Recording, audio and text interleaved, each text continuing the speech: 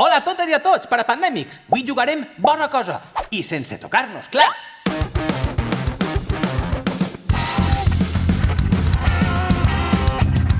El parajoc. Juguem sense tocar-nos.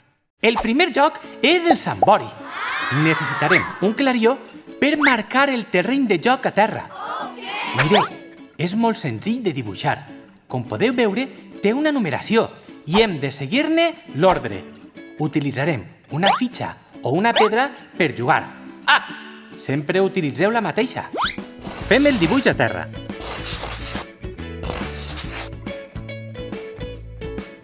Devem llançar la nostra fitxa al primer número.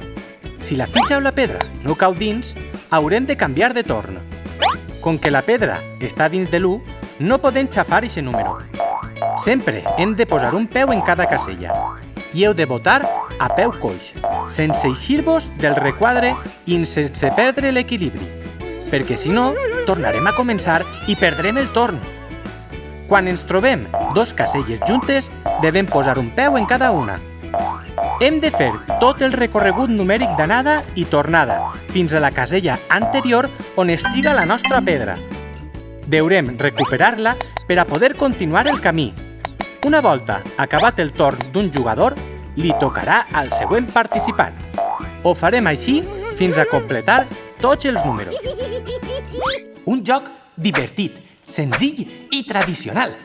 Segur que les vostres iaies o els iaios jugaven de menuts. Bé, ara anem a pel següent joc. En aquest joc pot jugar molta gent i es titula Terra, Mar i Aire. Dibuixarem 3 línies a terra. Cada una serà un element. Una per a terra, l'altra per a mar i l'última per a l'aire.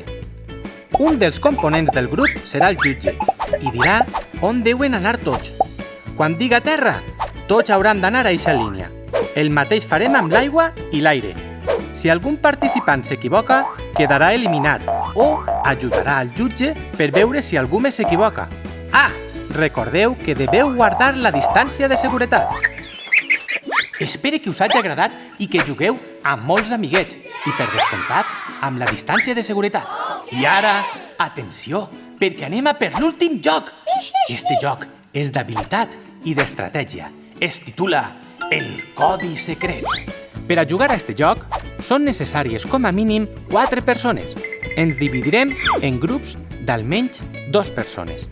Cada un dels grups haurà de dirigir al seu representant, que portarà els ulls tapats, ja siga amb una benaneta o amb la seva camiseta.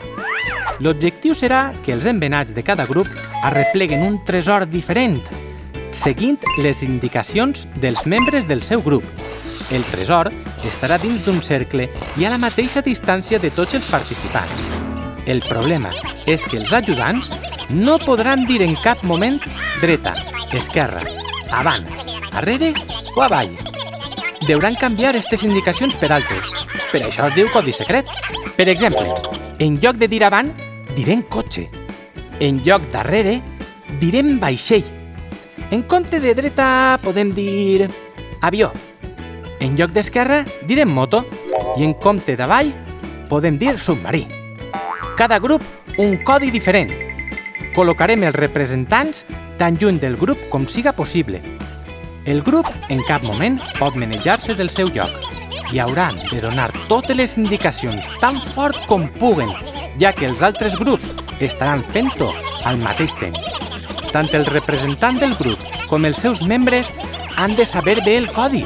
Per tant, poden fer una petita reunió inicial per acordar el codi secret.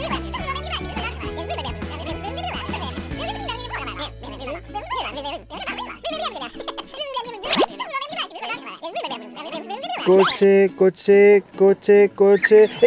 Cuidado, Jordiet, ens trencaràs el taller. Cotxe, moto, avió, avió, avió, moto, avió, avió, avió, cotxe, cotxe, avió, avió, avió... Molt bé, ahí, Jordiet, ahí. Jo crec que ja heu arribat. Perfecte. Espero que us hagin agradat tots els jocs. I com bé sabeu, és fàcil divertir-se amb seguretat. Fins a la pròxima! Parapandèmics són els teus millors amics. Els parapandèmics.